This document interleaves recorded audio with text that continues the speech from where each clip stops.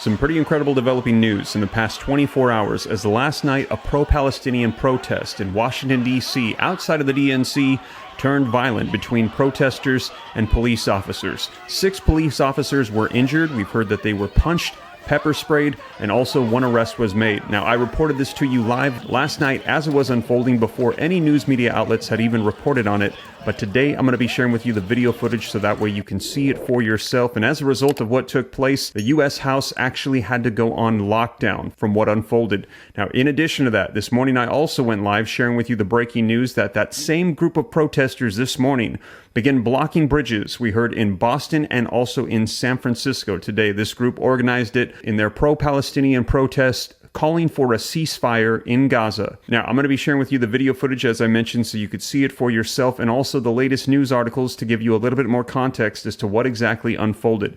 Now, I know that this is not the news that anybody wants to hear. However, if you appreciate the updates and the knowledge that's being transmitted, because I believe that knowledge is power, and us knowing what's taking place is half of the battle, do me a quick favor, smash the like button. It just takes a second, and if you want to stay up to date, it's totally free. Why not just hit that subscribe button, turn on that notification bell, and if you want to support the channel, I've added a membership. All you got to do is hit the join button. Thank you for your support, and in doing so, all of my article sources will pop up in your YouTube feed, but if not, no worries. I still cite all of my sources in the description below. But with that being said, let's go ahead and take a look at the video footage and the latest articles so that way you can see it for yourself.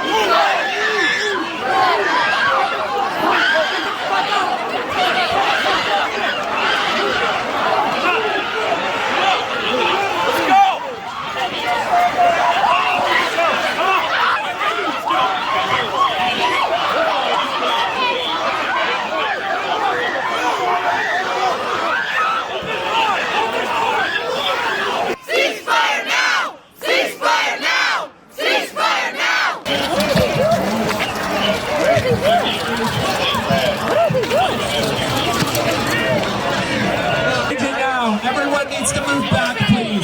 If you are not red wall, please move back. Everyone is disengaging now.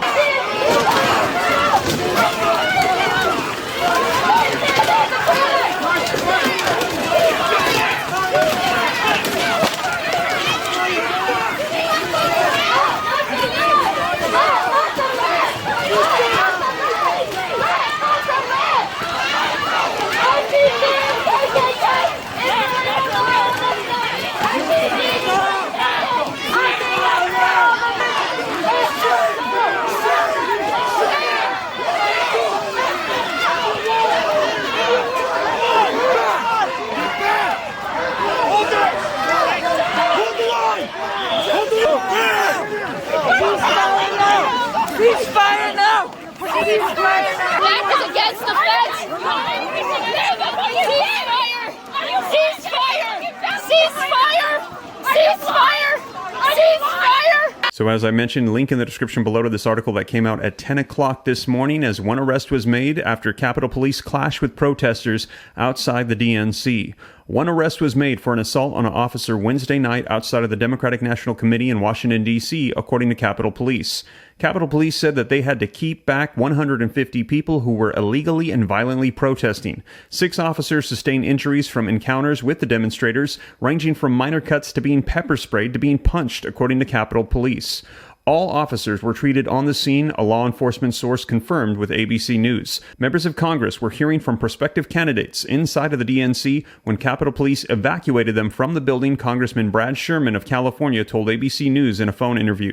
In total, about 7 members of Congress were inside when they had to evacuate from the building by heavily armed and serious U.S. Capitol Police officers. The forum was attended by Democratic leadership, including Minority Leader Hakeem Jeffries, Whip Catherine Clark, and Pete Aguilar. But Sherman and Jeffries and Clark had left by the time the protests started breaking out. Representative Sherman said that members inside of the room heard chants of ceasefire now, and they thought that it was going to be about 10 or 15 minutes and then the protesters were going to leave. Then the Capitol Police came in big time and said, "We're getting you out of here," they told ABC News. Congressman Sean Casten posted on X that he was evacuated from the Democratic Congressional Campaign Committee office after the building was surrounded by protesters. "I was just evacuated from the DCCC office after the building was surrounded by protesters who had blocked all modes of ingress and egress. Grateful to the Capitol Police for getting all members of the staff out safely. To the protesters, please don't do something irresponsible. We did not come out here to fight or to be violent. The violence happened to us as soon as we got out here," said Jessica Anderson to ABC News. Calling the protesters violent was a complete mischaracterization, Anderson said.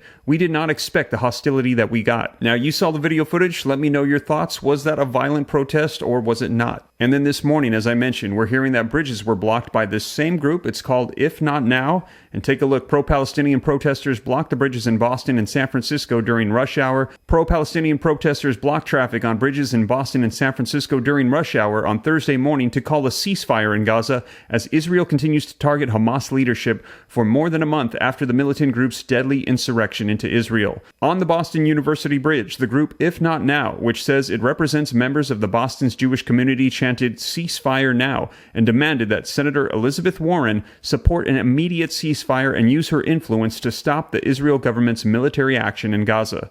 The protests slowed traffic to a trickle on the bridge, which connects Boston to Cambridge, as the group held signs that said, "Let Gaza live," and unfurl a banner across the roadway that read, "Jews say ceasefire now." "We care about Palestinian lives. We only want to hurt Hamas," one protester said on the bridge. "There can't be a peace for Jews unless there is peace for Palestine." Meanwhile, pro-Palestinian protesters also shut down the Bay Bridge in San Francisco, where President Biden was courting world leaders at the Asia-Pacific Economic Corporation Summit. Now, there was tension at one point. A Jewish-Israeli Boston University student was out for a run when he came across the protests.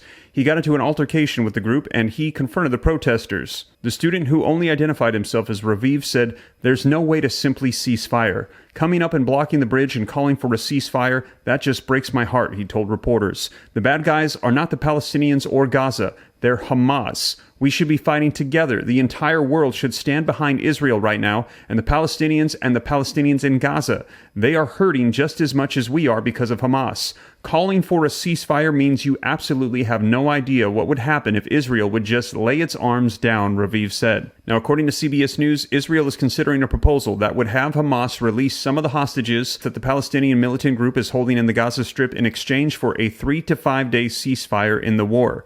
About 240 hostages were taken when Hamas militants attacked Israel on October 7th. And again, all this unfolding in the past 24 hours. The protests in Washington, D.C. last night, and then this morning, bridges being blocked in Boston and in San Francisco. Let me know your thoughts in the comments down below. Now, as more unfolds, I'll be sure to let you know here on the channel. I will likely go live if there's breaking news coming out to keep you up to date like I did last night, in the middle of the night, and this morning. And to see those live streams where I covered it for you as it was unfolding, be sure to check out these videos right here next. And you guys, with that being said, thank you so much for joining me. I'll catch you in the next video. Take care. God bless. This is Steve.